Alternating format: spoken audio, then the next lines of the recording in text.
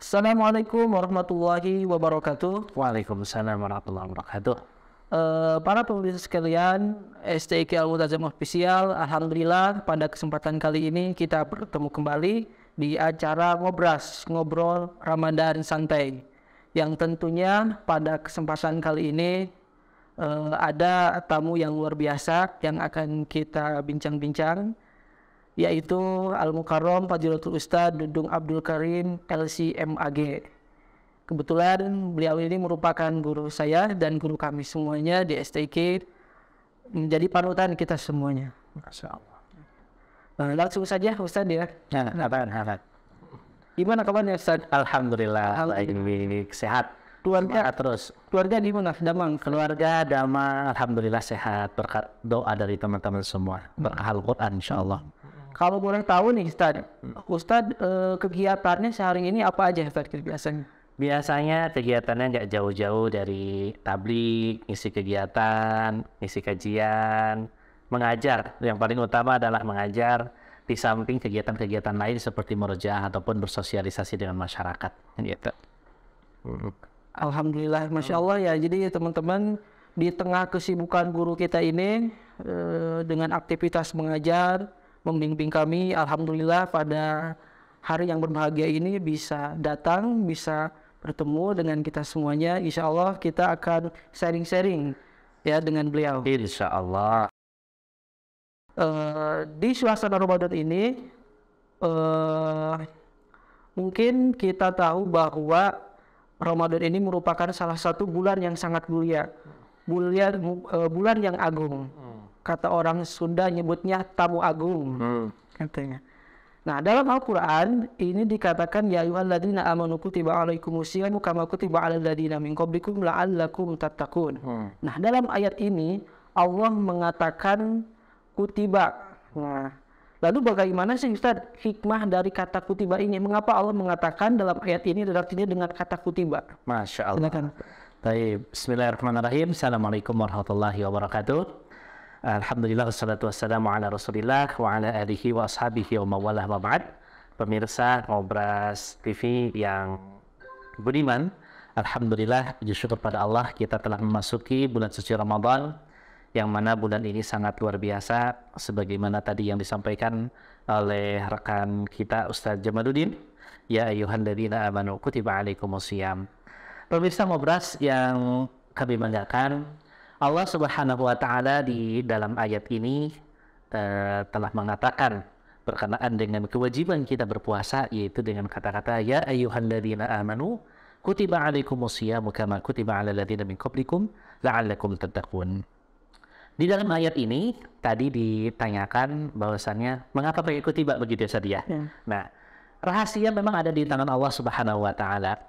Namun di sini bisa kita ambil sebuah hikmah yang sangat besar ketika Allah mengatakan aujaba atau furidha kepada kita, maka seolah-olah Ramadan ini hanya sebatas diwajibkan atau difardukan bagi umat-umat kita ataupun umat-umat terdahulu.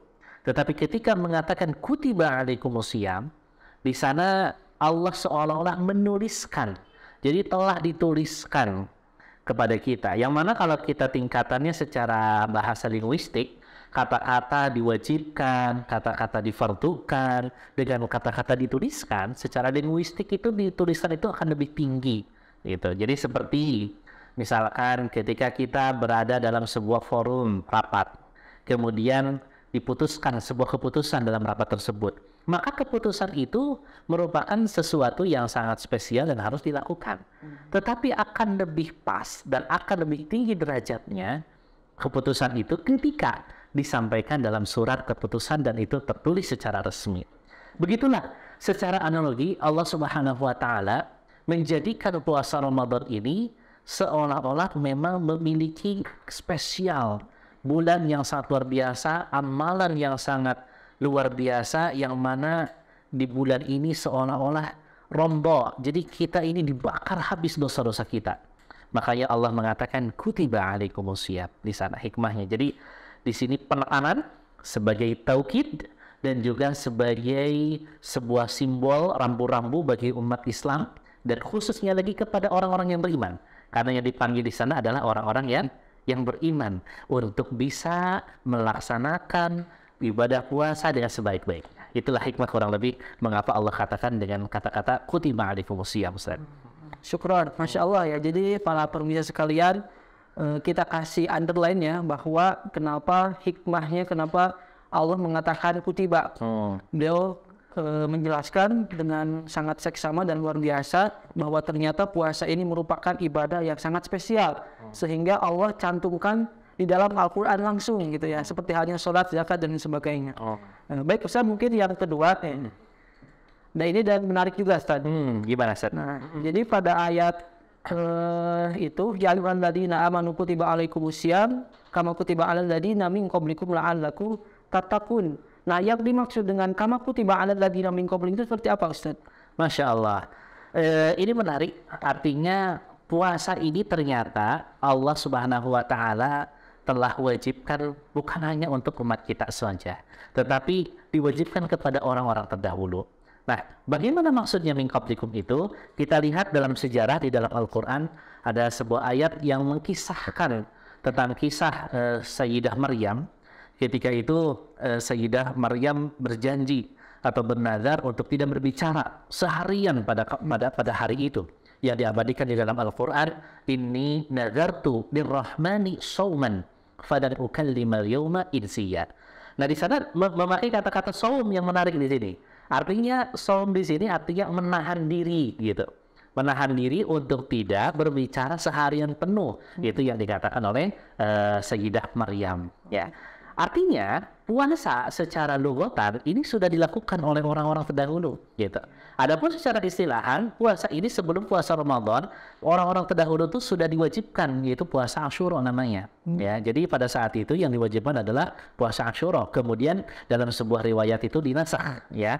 Puasa tersebut kemudian digantilah dengan puasa Ramadan. Makanya di ayat selanjutnya yang menarik, di sana Allah katakan ayyaman ma'dudat. Ya, subhanallah. Jadi runutan sistematika Al-Quran ketika mewajibkan suatu perintah atau memfardukan atau memerintahkan kepada umatnya dengan kata-kata yang sangat pas dan juga dengan petunjuk-petunjuk yang sangat luar biasa. Itulah indahnya Al-Quran, Ustaz. Jadi gitu ya para pemirsa sekalian, syukuran Ustaz. Ya, siap. Sangat luar biasa. Jadi sudah kita ketahui bahwa memang sebelum puasa Ramadan itu sudah ada puasa-puasa yang sudah biasa dilakukan oleh umat-umat terdahulu.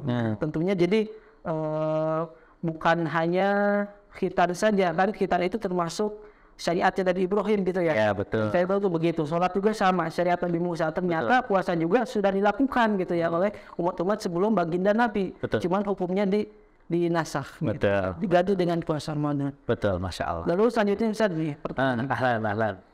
bagaimana hukum puasa bagi orang-orang yang tidak memungkinkan untuk melaksanakan puasa Ramadan? Masya Allah. Baik, di sini Allah Subhanahu wa Ta'ala menjelaskan di dalam ayat Al-Quran, bagi siapa yang berhalangan atau tidak mampu untuk melaksanakan ibadah puasa, maka Allah katakan fa'iddatun min ayyamin ukhar, maka gantilah di hari yang lain. Nah, tetapi di sini perlu kita garis bawahi, ketidakmampuan atau istita'ahnya seseorang ke dalam berpuasa itu biasanya tidak jauh dari dua hal. Yang pertama adalah dikarenakan dalam kondisi safar, yang kedua dikarenakan dalam kondisi sakit, seperti itu.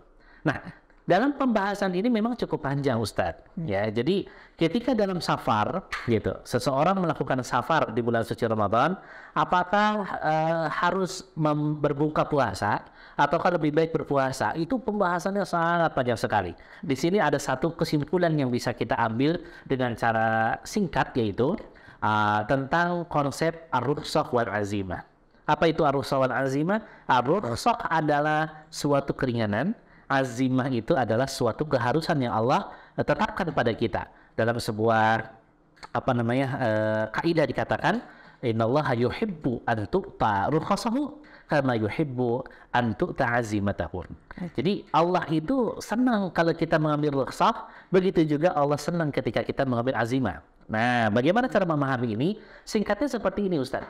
dengan berbagai macam madzhab al-fiqhiyah, ya, dengan berbagai macam pendapat, berapa jauh atau berapa jarak seseorang diperbolehkan untuk tidak berpuasa ketika melakukan safar, itu sangat banyak sekali. Dan di sini ketika dilihat safarnya, apakah ketika seseorang safar itu mau kuat atau tidak berpuasa, maka ketika dia kuat, maka lakukanlah. Itu azimah namanya. Tapi ketika dia misalkan tidak kuat, capek dan seterusnya, ada masyaqqah di dalamnya, maka berbukalah. Di sana ada rukhsah. Nah, itu dalam kondisi safar. Singkatnya seperti itu. Nah, walaupun dalam berbagai macam literatur ada yang mensyaratkan 80 kilometer gitu ya. Kemudian ada yang mensyaratkan masyaqqah dan seterusnya. Kadar masyaqqah juga berbeda-beda. Kita perjalanan dari sini Kuningan menuju Surabaya misalkan. Ada yang memakai kendaraan umum, jelas masyaqqahnya luar biasa. Haus, panas dan seterusnya. Ada yang dari sini naik ke bandara pakai Mercy misalkan.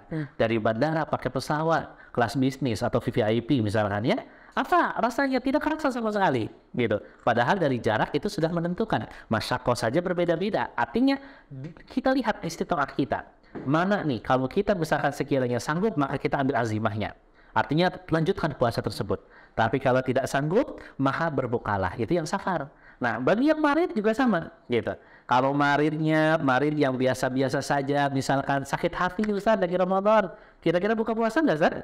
Oh tidak ya. Kalau sakit hati jangan buka puasa ya teman-teman. Ya. Kalau sakitnya sakit puyeng, sakit perut, sakit lapar, seterusnya, sakit-sakit yang kiranya yurja syifa'uhu ya, bisa disembuhkan, lebih baik kita berpuasa ya, kita ambil azimahnya. Tetapi kalau sakitnya la yurja syifa'uhu, misalkan harus minum obat ya, kemudian harus terapi, gak boleh ninggalin obat satu kali pun, yang tidak memungkinkan berpuasa misalkan, maka lebih baik berbuka. Bagaimana konsekuensinya? Fa'iddatun min ayyamin ukhar, gantilah di hari yang lain, artinya selepas bulan suci Ramadan. Begitu Ustaz kuncinya.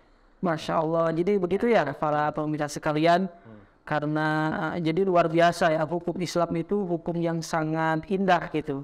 Hukum yang penuh dengan toleransi sesuai dengan fitrah manusia. Kalau kita sakit, kita yang sekiranya kita tidak bisa boleh untuk berbuka. Kalaupun kita di perjalanan mudik gitu ya dari Jakarta, karena kan kebanyakan di kita tuh banyak yang mudik dari luar kota ya Ustaz ya. Ada yang di Jakarta, ada yang ke luar negeri dan sebagainya. Ya, betul. Bagi ini bisa untuk berbuka kalau memang tidak kuat. Masya Allah. Nah, ini pertanyaan selanjutnya Ustaz. Oh iya, ini bagaimana? Bentuk dari penasaran saya gitu. Masya Allah, Masya Allah. Nah tadi dikatakan kalau misalkan batal dikarenakan sedang sakit ataupun di perjalanan lalu diganti dengan di hari-hari berikutnya. Itu maksudnya seperti apa Ustaz? Oh Masya Allah. Jadi dimaksud daripada diganti fa'iddatun min ayyamin ukhar, itu diganti di hari-hari berikutnya selepas bulan suci Ramadan, maka di sana ada puasa Syawal namanya. Ya, kalau saran Ustadz lebih baik jalankan langsung setelah Ramadan, 2 hari Idul Fitri langsung puasa Syawal.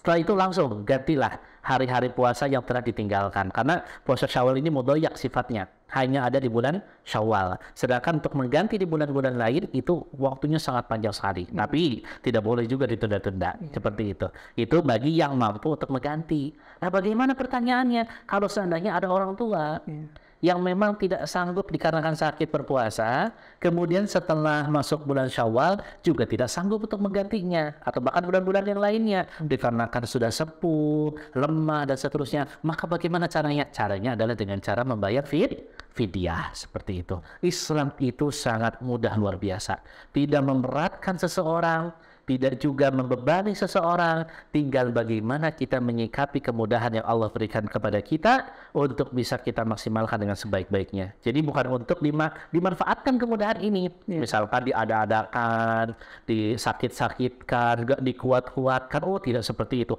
Sayang Ustaz, 30 hari di bulan suci Ramadan belum tentu tahun depan kita diberikan umur yang panjang. Jadi kita maksimalkan puasa dengan sebaik-baiknya, amalan sebaik-baiknya, agar kita mendapatkan gelar muttaqin yang tadi dikatakan dalam Al-Quran. Masya Allah. Gitu. Terima kasih Ustaz ya. Sama-sama, Ini luar biasa ya. Sekali lagi pemirsa sekalian, kita kasih underline bahwa Islam ini agama yang sangat mudah, tidak membebani dan tidak memberatkan. Oleh karenanya kita di momentum Ramadan ini kita jangan sampai menjadi orang yang lalai gitu, lupa dengan beribadah gitu, tidak semangat dan beribadah. Nah, selanjutnya Ustaz. Insya Allah masih ada Ustaz ya? Sudah ada. Insya Allah. Ini harusnya banyak ini. Cuman kita batasi saja. Ya, bangga. Selanjutnya untuk mengganti puasa itu Ustaz, apakah harus berurutan nih? Apa harus beda-beda hari? Baik. Bagaimana baiknya? Apakah harus berurutan ataukah harus berbeda-beda hari? Di sini tidak ada ketentuannya. Dalam Al-Quran secara umum dikatakan fa'iddatun min ayyamin ukhar, maka di sana kita bebas melakukan apapun. Mau berurutan nanti misalkan yang ditinggalkannya misalkan 5 hari, maka 5 hari berturut-turut itu bagus. Kalau mau diselang-seling bagus, tapi yang jelas tidak boleh adalah ketika puasa qadha itu ya disatukan niatnya dengan puasa sunnah. Itu jelas tidak boleh. Jadi harus puasa qadha itu puasa yang munfarid, yang tidak boleh digabungkan niat puasanya dengan yang lainnya. Makanya Allah di sana dikatakan di dalam Al-Qur'an itu yuridullahu bikumul yusra wa la yuridu bikumul usra. Jadi Allah menginginkan kemudahan, bukan kesulitan. Jadi boleh tadi berturut-turut dan boleh juga selang-seling. Begitu Ustaz. Ya. Baik, terima kasih Ustaz. Masya Allah. Jadi begitu ya para pemirsa sekalian, intinya untuk mengganti puasa pada hari-hari berikutnya itu boleh dilakukan dengan berurutan ataupun tidak berurutan dan tidak masalah. Ya. Pertanyaan selanjutnya Ustaz. Masya Allah, banyak juga Ustaz ya. Jadi kan kalau biasanya kalau di kita itu suka ada peringatan 17 Ramadan itu nuzulul Quran. Ini suka di musola-musola, di masjid itu suka rame gitu ya. Ada yang menghatamkan 30 juz, ada yang berdoa bersama-sama dan lain sebagainya. Masya Allah. Nah, di Al-Quran juga dikatakan syahrul Ramadan allazi unzila fihil Quran. Masya Allah. Nah ini penafsirannya seperti apa tentang syahrul Ramadan ini? Masya Allah. Ini adalah sebuah karunia yang Allah berikan kepada kita selaku orang-orang yang beriman atau kita selaku muslim. Yang mana Allah berikan kitab petunjuk kehidupan kita, yaitu Al-Quran. Dan yang spesialnya adalah Al-Quran ini Allah turunkan di bulan yang mulia, yaitu bulan Ramadan, kepada manusia yang paling mulia, yaitu Nabi Muhammad SAW. Sehingga isi kandungan daripada Al-Quran ini semuanya adalah petunjuk kehidupan, yang mana kalau kita membaca, mengamalkan, maka insya Allah kita akan selamat. Rasulullah pernah bersabda dalam Al-Quran, dalam sebuah sabdanya, taraktu fikum amroini ma in tamassaktum bihi ma la tadillu abadan, kitabullahi wa sunnata rasulih. Jadi aku tinggalkan 2 wasiat sepeninggalku, kalau kita berpegang teguh kepada keduanya, insya Allah akan selamat. Apa itu? Al-Quran dan sunnah Rasulullah SAW. Nah, ketika Allah mengatakan syahrul Ramadan alladzi unzila fihil Quran, kemudian Allah katakan juga inna anzalnahu fi lailatin mubarakah. Kemudian Allah katakan juga inna anzalnahu fi lailatul qadar. Itu semua berkumpul dalam satu malam kemuliaan, yaitu asyarah, malam Lailatul Qadar, malam diturunkannya Al-Quran. Artinya apa?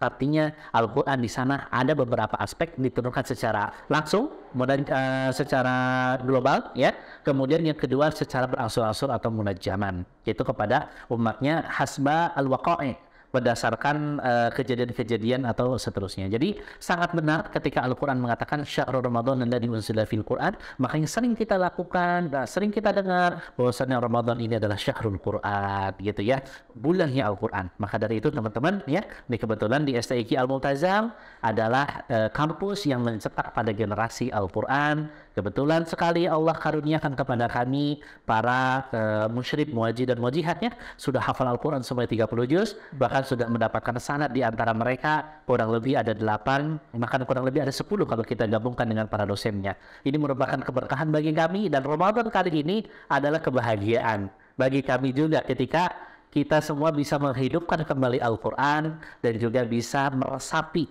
isi kandungan yang ada di dalamnya, sehingga tutur kata, sikap, dan perbuatan kita semua merujuk kepada Al-Quran Al-Karim. Begitu Ustaz, syahrul Quran, Masya Allah. Nah, terima kasih Ustaz. Jadi para pemirsa yang budiman, kita telah menyimak banyak dari guru kita semuanya bahwa Ramadan itu merupakan syahrul Quran. Nah, oleh karenanya kita semuanya sepatutnya dan sewajibnya di momentum Ramadan ini untuk senantiasa banyak mencengkeramat dengan Al-Quran. Bahkan bukan di Ramadan saja, di luar Ramadan pun kita harus benar-benar dekat gitu. Terkadang kita ketika Ramadan ada yang sampai 3 kali hatam, Masya Allah. 4 kali gitu ya. Tapi di luar Ramadan kita gak pernah sama sekali Ustaz. Nih. Ada busyra Ustaz. Yes. Di STQ Al-Multazam, nanti selama kurang lebih 15 hari, kita sudah ada program. Apa programnya? Wajib untuk membaca Al-Quran minimal dalam 1 hari adalah 6 juz. Jadi dalam 15 hari itu kurang lebih bisa 3 kali khatam. Jadi syarat mereka pulang nanti ke kampung halaman masing-masing itu khatam 3 kali dulu Ustaz. Nanti di rumahnya bisa lebih banyak lagi. Dan ini sebuah keberkahan bagi kita. Terus yang kedua yang hebatnya, insya Allah kita akan programkan dalam 1 malam itu setiap angkatan akan menghatamkan 1 Al-Quran. Jadi kita ada berapa angkatan Ustaz? Ada kurang lebih ada 4 ya. Jadi dalam 1 hari itu ada 4 khatam Quran, maka dikalikan 15 insya Allah ada 60 khatam Quran selama kita Ramadan di kampus kita tercinta ini. Mohon doanya dari semuanya pemirsa Ngobras ya untuk kelancaran program ini insya Allah. Masya Allah. Terima kasih Ustaz. Ya, insya Allah. Nah Ustaz, di sini tuh ada pertanyaan yang sangat menarik. Iya. Jadi kalau kita lihat ya di Al-Quran itu yang berbicara tentang puasa itu, di dalam rentetan ayat tentang puasa, tentang saum, terus tentang apa tadi tentang rukhsah, kemudian dilanjut tentang syahrul Quran. Nah di ujung ayatnya itu Allah meredaksikan tentang doa. Masya Nah, ini Allah. kenapa gitu ya, sangat luar biasa gitu ya. Di antara rentetan ayat puasa Allah mencantumkan tentang doa. Masya Allah. Masya Allah. Yang bunyinya kurang lebih wa idza sa'alaka ibadi fa inni qarib. Nah, pertanyaannya gimana Ustaz penafsiran tentang ayat ini? Masya Allah, ini menarik sekali pertanyaannya ya. Jadi dari awal Allah mengatakan ya ayyuhalladzina amanu kutiba alaikumusiyam. Kemudian Allah mengatakan ayyaman ma'dudat. Allah mengatakan syahrul Ramadan. Kemudian seharusnya kan langsung ke hilalakum lailatas syiyam, tetapi Allah selipkan di sana wa idza sa'alaka ibadi anni fa inni qarib. Apa hikmah daripada itu semuanya? Bahwasannya Allah Subhanahu wa taala sedang memberitahu kepada kita semuanya bahwasannya Allah itu dekat dengan hambanya. Ya, bahkan dalam sebuah ayat dikatakan aqrabu min hablil warid, lebih dekat daripada urat leher kita Ustaz. Artinya di sini, di samping Al-Quran sebagai syahrul kita beramal untuk mendapatkan gelar al-muttaqin, sebagai syahrul Quran, di sana Allah katakan di sini juga Ramadan sebagai syahrul doa. Bagaimana doa kita yang kita panjatkan, insya Allah Allah akan kabulkan. Ya walaupun dikabulkannya dalam 3 tahapan Ustaz. Yang pertama Allah kabulkan langsung. Misalkan ya Allah saya tidak punya uang untuk mudik, tolong berikan, tiba-tiba ada rezeki, itu Allah kabulkan langsung. Yang kedua Allah kabulkan dengan apa yang kita butuhkan, bukan apa yang kita minta. Terkadang manusia ini saking serakahnya Ustaz, ya, meminta apapun tentang keduniaan, tentang apapun harta dan seterusnya, tapi dia lupa bisa jadi dia belum butuh itu semuanya. Makanya Allah memberikan apa yang kita butuhkan, bukan apa yang dia minta, dialihkan itu semuanya. Dan yang terakhir, ketika kita berdoa dan belum juga dikabulkan oleh Allah Subhanahu wa taala, bisa jadi ini belum cocok buat kita. Kita minta Ferrari misalkan, bisa jadi setelah kita punya Ferrari kita makin sombong Ustaz. Makanya Allah udah cukup lah pakai Honda Beat gitu misalkan. Ya, akhirnya apa yang terjadi? Doa ini ditabung nanti untuk di akhirat kelak. Artinya Allah katakan di sana ujibu da'watad da'i idza da'an. Syaratnya satu Ustaz, idza da'an di sana. Jadi Allah akan menjawab semua doa-doa kita idza da'an kalau kita minta. Jadi jangan mengharap kita minta sesuatu pengen habis ini kalau kita tidak minta, bagaimana Allah mengabulkannya. Jadi syahrul doa kepada teman-teman pemirsa Ngobras, jangan lupa dan jangan pernah bosan untuk berdoa. Makanya Allah tutup dengan kata di akhir ayat itu dengan la'allahum yarshudun, ya, itu mereka yang memiliki rasyid, yaitu kecerdasan. Orang yang memahami konsep doa adalah orang-orang yang cerdas, karena doa adalah silaul mukmin, senjatanya orang-orang mukmin. Begitu Ustaz. Jadi sengaja diselipkan di tengah-tengah ayat perbuasa tersebut untuk supaya kita minta doa ampunan, doa kebahagiaan apapun Allah akan kabulkan. Insya Allah. Masya Allah. Terima kasih Ustaz. Insya Allah. Alan. Para pemirsa sekalian, alhamdulillah kita menyimak langsung dari beliau tentang cakrawala tentang berdoa. Gitu ya. Jadi Allah itu sangat indah gitu membuat Al-Quran itu.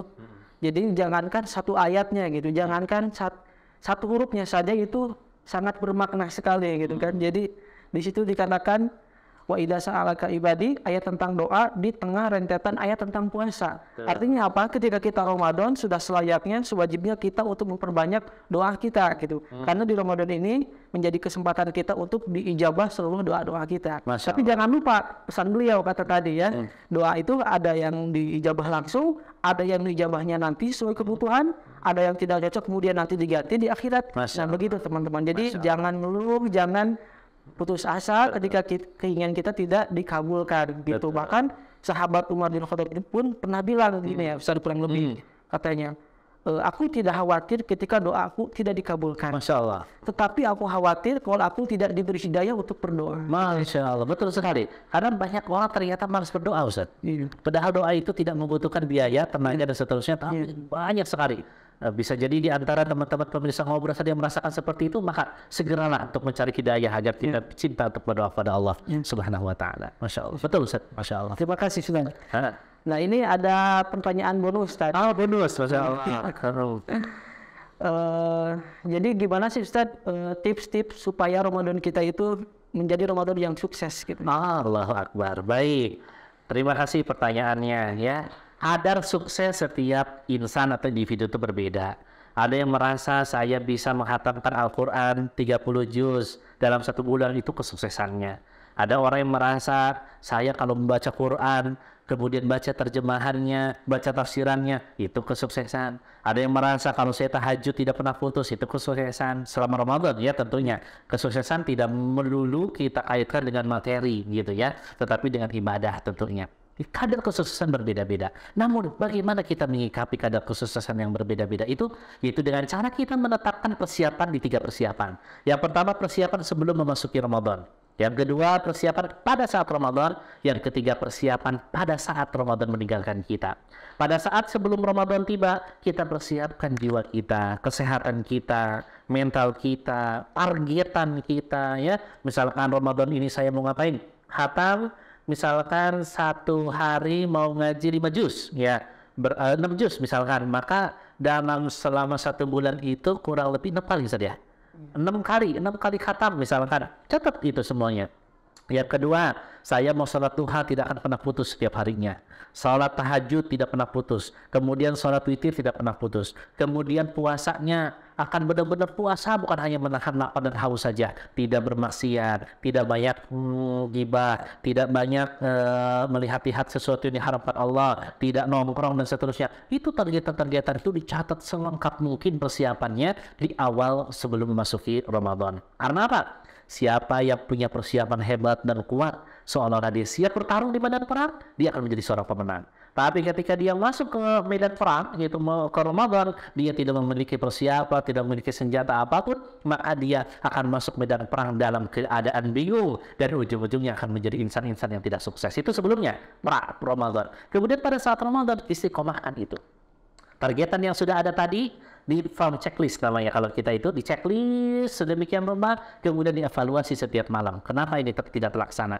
Tilawah 6 juz kenapa tidak terlaksana? Terus ditanyakan itu, dievaluasi terus setiap harinya, sampai jiwa ini akan merekat, akan membuat sebuah habits, apa? Kebiasaan selama bulan suci Ramadan. Nanti itu akan ringan. Itu akan berat di minggu pertama, tapi minggu kedua, ketiga, dan keempat itu akan ringan semuanya. Maksimalkan, direm gitu, perbicaranya direm, pendengarannya direm, kemudian hatinya dikelola. Wah, jadikan maksimalkan Ramadan ini dengan sebaik-baiknya. Jadi puasa bukan hanya sekedar menahan lapar dan haus, tetapi puasa dari semua aspek yang mengurangi kadar puasa kita. Ingat, Rasulullah pernah mengatakan, "Kam min sha'imin laisa lahu min siyamihi ilal ju'i wal 'atash." Betapa banyak orang yang berpuasa tidak mendapatkan apa-apa kecuali lapar dan haus. Nah, setelah itu baru kadar kesuksesan itu di akhir nanti, yaitu pada saat nanti kita meninggalkan Ramadan ya. Tadi pada saat Ramadan targetkan dapat Lailatul Qadar ya. Nah, setelah kita meninggalkan Ramadan, apakah kita akan kembali jahiliyah seperti dulu?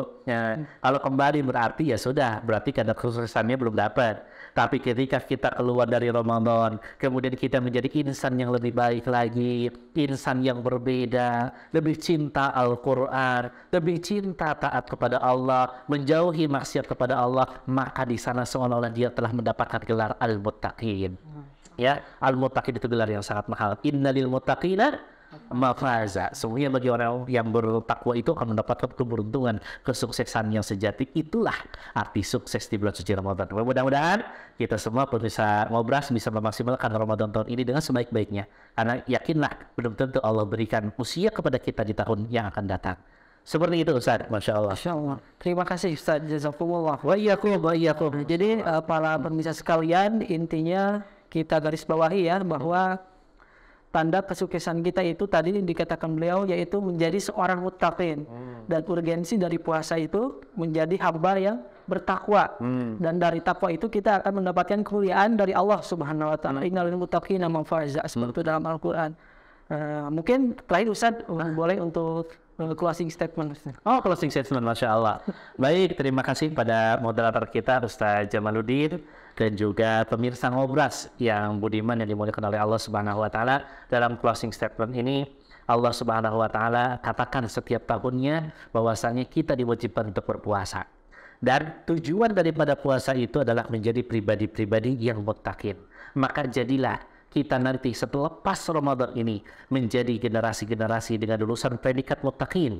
Kalau sarjana, maka jadilah S.Mut, sarjana muttaqin.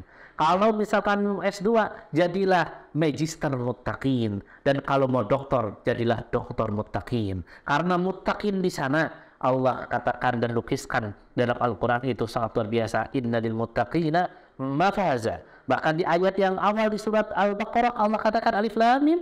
Dzalikal kitabu la raiba fi hudan lil muttaqin. Jadi al-muttaqin di sini menjadi tujuan di mana puasa ini diwajibkan, di mana Ramadan ini dijadikan sebagai tempat untuk membakar dosa-dosa kita dan kita memperbanyak mendulang pahala di bulan suci ini. Maka dari itu sahabat yang budiman, jangan pernah sia-siakan kesempatan yang Allah berikan kepada kita. Kesempatan belum tentu datang dua kali, dan semoga Allah Subhanahu wa taala menjadikan kita generasi-generasi yang muttaqin sehingga kita bisa mendapatkan ampunan Allah Subhanahu wa taala, maghfirah Allah Subhanahu wa taala, dan kita bisa merasakan kehidupan yang baru selepas Ramadan ini. Amin ya rabbal alamin. Selamat menjalankan ibadah puasa di bulan suci Ramadan ini, dan sama-sama kita doakan mudah-mudahan Allah memberikan hidayah bimbingan kepada kita untuk selalu istiqomah di jalannya. Amin ya rabbal alamin. Itu saja barangkali Ustaz yang bisa Anda sampaikan. Sekali lagi terima kasih atas kesempatan dan undangannya nih yang luar biasa. Mungkin sebelum dikembalikan Anda tutup dengan ucapan Alhamdulillahirrabbilalamin. Wassalamualaikum warahmatullahi wabarakatuh. Waalaikumsalam warahmatullahi wabarakatuh. Syukran jazakumullah Ustaz. Mudah-mudahan Ustaz senantiasa diberikan kesehatan. Amin. Keluarga yang barokah, dilapangkan rezekinya, disoleh-solehkan putra-putrinya, dan dimanfaatkan ilmunya. Amin ya Allah. Amin. Hadirin para pemirsa sekalian, alhamdulillah kita telah menyaksikan rangkaian acara Ngobras pada hari ini. Terima kasih atas segala perhatiannya. Mudah-mudahan kita bertemu kembali di episode yang berikutnya. Amin, amin. Di channel yang sama tetap di STIQ Al-Multazam Official. Boleh di like, comment, subscribe, dan share. Masya Allah. Ya. Dari saya selaku moderator cukup sekian. Mohon maaf banyak kekurangan. Wassalamualaikum warahmatullahi wabarakatuh. Halo sahabat Ngobras, bagi teman-teman yang ingin kuliah, ingin ngafal Quran, boleh untuk segera daftar ke kampus kami yaitu STIQ Al-Multazam, karena pada kali ini kita sedang membuka penerimaan mahasiswa baru angkatan 7. Untuk itu boleh teman-teman kita membuka selebar-lebarnya, memfasilitasi dengan sebaik-baiknya bagi teman-teman yang mujahadah untuk menghafal Quran, kuliah, dan mendapatkan pengalaman banyak. Silakan datang ke kampus kami. Untuk informasinya silakan klik link di bawah ini. Besok.